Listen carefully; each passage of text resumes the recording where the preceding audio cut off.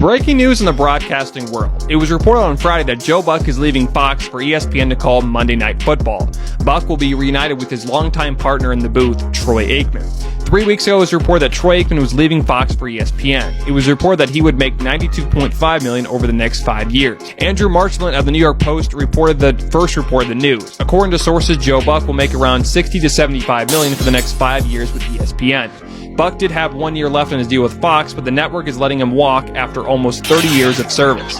The 52-year-old sports broadcaster will also be giving up calling the World Series.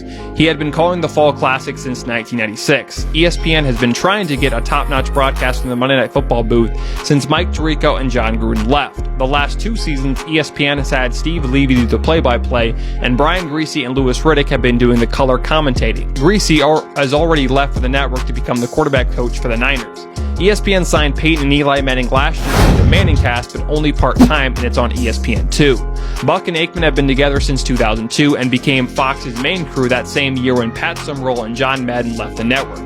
They will also call another Super Bowl together as ESPN has the rights to the NFL's biggest game in 2027. ESPN also plans on involving Joe Buck into more projects with ESPN Plus that include producing.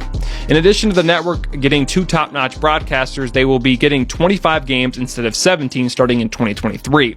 With Joe Buck and Troy Aikmen leaving, Fox will most likely replace them with Kevin Burkhardt and former tight end Greg Olsen.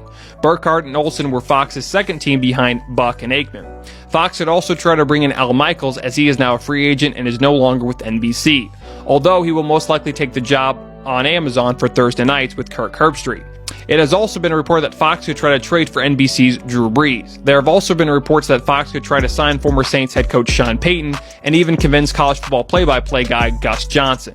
Fox will also have to find a replacement to do the World Series as well. Buck was the youngest play-by-play announcer to call the World Series back in 1996. We will see in the future who Fox brings in to replace both Joe Buck and Troy Aikmen.